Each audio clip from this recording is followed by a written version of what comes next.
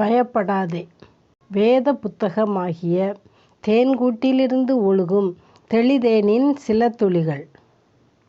பயப்படாதே என்று சொன்னவரே, உமக்கு ஸ்தோத்திரம். ஆமேன். கர்த்தருக்கே மகிமை உண்டாவதாக. பிரியமானவர்களே, கர்த்தர் நம்மை பார்த்து அனுதினமும் சொல்கிறார், பயப்படாதே பயப்படாதே என்று. பராக்கிரமசாலிகளிடமோ பலவான்களிடமோ தைரியமுள்ளவர்களிடமோ சொல்லவில்லை. பலவான் தன் பலத்தை குறித்து மேன்மை பாராட்டுவான். பராக்கிரமன் தன் பராக்கிரமத்தை குறித்து மேன்மை பாராட்டுவான். மேன்மை பாராட்டும் அவர்களை பார்த்து கர்த்தர் சொல்லவில்லை. ஏன்னா அவங்களுக்கு பயம் என்பதே இருக்காது. தன்னை குறித்து மேன்மை பாராட்டுவார்கள், மார்த்தட்டுவார்கள். எந்த தயவும் தேவையில்லை, ஒத்தாசையும் தேவையில்லை, நான் நன்றாக இருக்கிறேன் என்பார்கள். இரவும் பகலும் பயப்படுகிற நம்மை பார்த்துதான் பயப்படாதே பயப்படாதே என்கிறார். பயப்படாதே சிறுமந்தையே என்கிறார். ஆம், சீர்கூட்டமாகிய நம்மை பார்த்துதான் பயப்படாதே என்கிறார். அதை நான் உன் தேவன் என்கிறார். பயப்படாதே, நான் உனக்கு துணை நிற்கிறேன் என்கிறார். பயப்பட்ட ஆபிரகாமை பார்த்து சொன்னார், ஆபிரகாமே பயப்படாதே, நான் உனக்கு கேடகமும் மகா பெரிய பலனுமாய் இருக்கிறேன் என்றார். ஆண்டவர் கொடுத்த தரிசனத்தை பார்த்து பயப்பட்ட கிதியோனை பார்த்து சொன்னார், பயப்படாதே, நீ சாவதில்லை என்றார். பயந்த எலியாவை பார்த்து சொன்னார் தூதன், பயப்படாதே என்று. யாக்கோபு என்னும் சிறு பூச்சியே, இஸ்ரவேலின் சிறு கூட்டமே, பயப்படாதே, நான் உன்னை மீட்டு கொண்டேன் என்று சொல்கிறார். பயப்படாத, நான் உன்னோடே இருக்கிறேன் என்று சொல்கிறார். நான் தெரிந்து கொண்ட யெசூரனே, பயப்படாதே என்கிறார். தேசத்தை பார்த்து சொல்கிறார், தேசமே பயப்படாதே, மகிழ்ந்து களிகூறு என்கிறார். ஸ்ரீயை பார்த்து சொல்கிறார், சீயோன் குமாரத்தியே பயப்படாதே. புருஷர்களை பார்த்து சொல்கிறார், புருஷனே பயப்படாதே என்கிறார். இப்படியாக பயப்படுகிற ஒவ்வொருவரையும் பார்த்து பயப்படாதே பயப்படாதே என்று சொல்கிறார். ஏதாவது ஒரு காரியத்திற்காக நீண்ட நாள் காத்திருக்கும் போது காரியம் வாய்க்கவில்லை என்றால் பயம் தன்னாலே வந்து விடுகிறது. இன்னும் காரியம் மாறுதலாய் போகும்போது பயம் வந்து விடுகிறது. நோய் மனிதனை பயப்படுத்துகிறது. வறுமை மனிதனை பயப்படுத்துகிறது. தரித்திரம் மனிதனை பயப்படுத்துகிறது. இரவின் பயங்கரம் மனிதர்களை வாட்டி வதைக்கிறது. சொல்லிக்கொண்டே போகலாம்.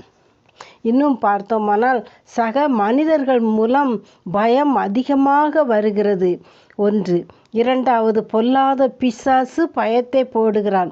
நன்றாக போய்கொண்டிருக்கும் குடும்பத்தில் தனி நபரிடத்தில் குழப்பத்தையும் கலக்கத்தையும் துணிகரத்தையும் உண்டாக்கி பயத்தை திணிக்கிறான்.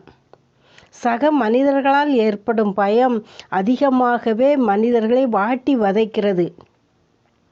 வேலை பார்க்கும் இடத்தில் அதிகாரிகளுக்கு கீழே உள்ளவர்கள் பயப்பட வேண்டி இருக்கிறது. இன்னும் உடன் பிறந்தவர்களுக்கு பயப்பட வேண்டியது இருக்கிறது.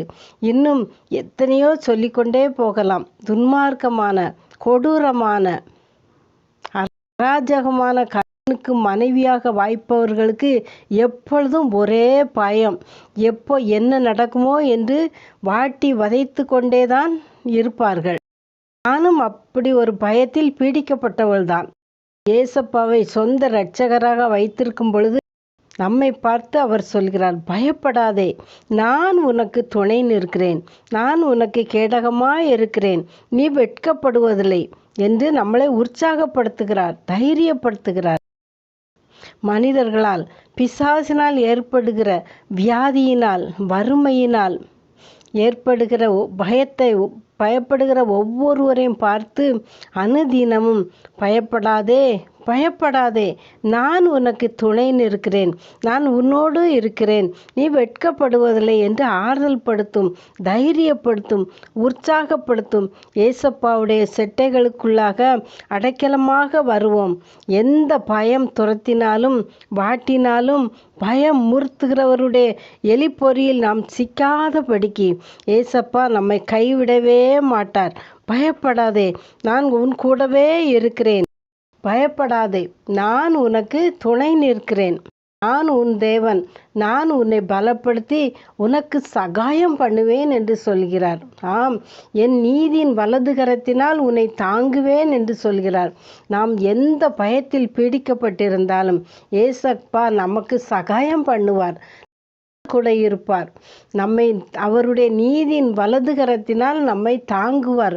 பறந்து காக்கிற பட்சியை போல் நம் பேரில் ஆதரவாயிருந்து எந்த பயமும் நம்மை தொற்றாதபடி, நம்மை அணுகாதபடி, நம்மை அந்த பயத்திலிருந்து விடுவிக்கிற தேவன் நம்மோடு கூடவே இருக்கிறார். ஆமேன். அல்லேலுயா.